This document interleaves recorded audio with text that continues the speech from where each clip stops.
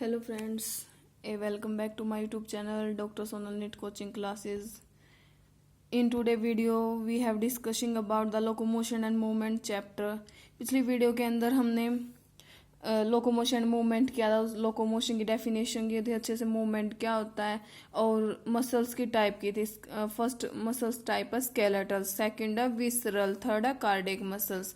Skeletal muscles को stated muscles भी बोला जाता है क्योंकि ये वॉलेंट्री एक्शन करती है. वॉलेंट्री एक्शन के लिए ये फंक्शन क्या है, बॉडी पोस्चर को चेंज करवाएंगे. विसरल का ये नॉन स्टेटेड मसल्स हैं, इनवॉलेंट्री एक्शन होगा और स्मूथ मसल्स होने की वजह से इनको स्मूथ मसल्स भी बोला जाता है और ये स्मूथ मसल्स और नॉन स्टेटेड मसल्स भी बोलते हैं. थर्ड है cardiac muscle, muscles of heart. Pattern कैसा होगा, ये स्टेटेड मसल्स होगी लेकिन नेचर इनवॉलेंट्री होगा. नेक्स्ट टॉपिक, आज हम अपना टॉपिक नया स्टार्ट कर रहे हैं. स्ट्रक्चर और मैकेनिज्म क्या है एक्शन का स्केलेटल मसल्स के अंदर. कैसा स्ट्रक्चर मैकेनिज्म होगा एक्शन, क्या कैसे स्केलेटल मसल कॉन्ट्रैक्ट होंगी, ये सब देखेंगे. सबसे पहले हमने पता है कि भाई जो स्केलेटल मसल्स हैं वे नंबर ऑफ मसल बंडल से मिलकर बनी होती हैं. किन से बनी हुई होती हैं, number of muscle bundles. Muscle bundles को हम क्या बोलते हैं, फेसिकल्स. FASCICLES, fascicles. और फेसिकल्स हैं जो इनके अंदर एक कॉमन कोलगन कनेक्टिव टिश्यू होता है. कोलगन कनेक्टिव टिश्यू लेयर प्रेजेंट होती है, उस लेयर का नाम क्या है, फेसिका. ये फेसिका क्या है, लेयर प्रेजेंट है.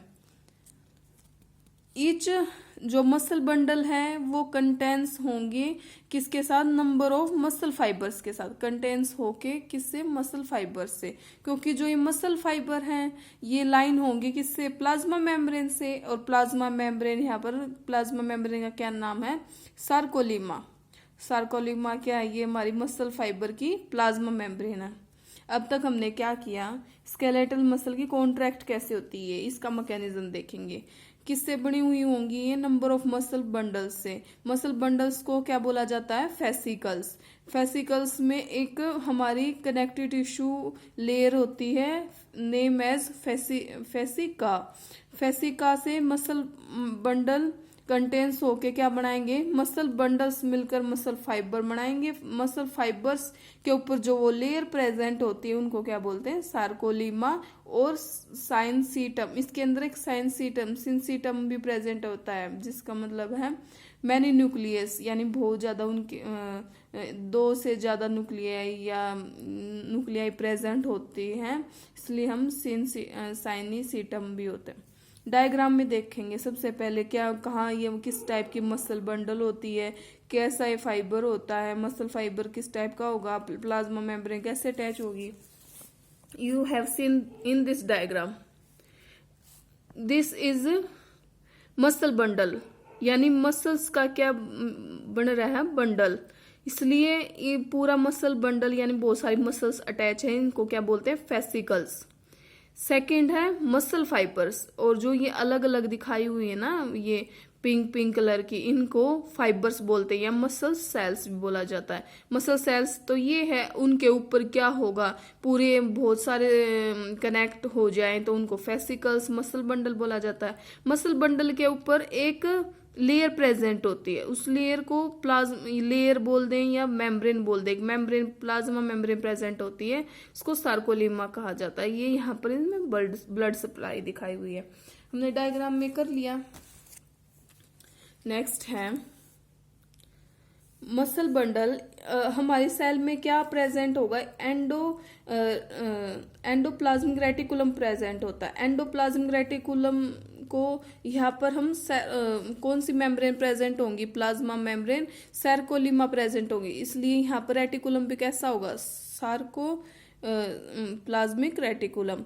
क्योंकि जो हमारी वो है एनर्जी का क्या करती हैं, ATP सिंथेसिस करवाती है एंडोप्लाज्मिक रेटिकुलम. यहाँ पर ये क्या स्टोर हाउस होता है हमारा, कैल्शियम आयंस का. वो स्टोर हाउस होगा हमारी RBC का. एंडोप्लाज्मिक रेटिकुलम ये स्टोर हाउस होता है हमारा कैल्शियम आयन का. सार्कोप्लाज्मिक रेटिकुलम को क्या बोला जाता है? Store house of calcium ion. जो मसल फाइबर हैं वो जो मसल फाइबर है प्रेजेंस होती है लार्ज नंबर में प्रेजेंस होकर वो पैरेलली अरेंज हो जाते हैं एक दूसरे की, किस में? जो प्लाज्मा मेम्ब्रेन हमारे सार्कोप्लाज्म है, इसलिए हमको क्या बोलते हैं? मायोफिलामेंट। क्या बताया गया है? जो मायोफिलामेंट क्यों कहा जाता है? जो मसल फाइबर प्रेजेंस होती है large number of parallel arrangement में, फिलामेंट में, इसलिए इन किस पर? सार्कोप्लाज्म पर। तो वो क्या बन गया? मसल से मायो, एफ से फिलामेंट, यानी पैरेलली अरेंज होंगी वो एक दूसरे के प्लाज्मा मेम्ब्रेन के अंदर, इसलिए हम उनको मायोफिलामेंट बोलते हैं। या शॉर्ट नेम या अनदर नेम क्या है? मायोफिब्रिल्स बोला जाता है। जो मायोफिब्रिल्स हैं उनमें दो तरह के बैंड प्रेजेंट होंगे, एक तो लाइट वाला, एक डार्क वाला। कौन कौन से बैंड प्रेजेंट होते हैं? लाइट बैंड और डार्क बैंड। हम इनकी डिटेल स्टडी करेंगे क्योंकि इनका जो अपीयरेंस देखते हैं कैसे कैसे जो हमारे मायोफिलामेंट है या मायोफिब्रिल है, इसके इनके अंदर दो प्रोटीन प्रेजेंट होते हैं, इंपॉर्टेंट प्रोटीन्स हैं ये। फर्स्ट है एक्टिन, सेकंड है मायोसिन। फर्स्ट वाला कौन सा? एक्टिन है, सेकंड वाला मायोसिन। जो एक्टिन बैंड है वो लाइट बैंड के अंदर, लाइट बैंड क्या कंटेन करता है? एक्टिन प्रोटीन, तो इसलिए हम उनको क्या बोलते हैं? आई बैंड यानी आइसोट्रोफिक बैंड। एक्टिन प्रोटीन को क्या बोला जाता है? आई बैंड और आइसोट्रोफिक बैंड। सेकंड है डार्क वाला, डार्क के अंदर क्या आएगा हमारा? एन आइसोट्रोपिक, इसके अंदर आएगा myosin. Dark band contain myosin, cold air और एन आइसोट्रोफिक बैंड।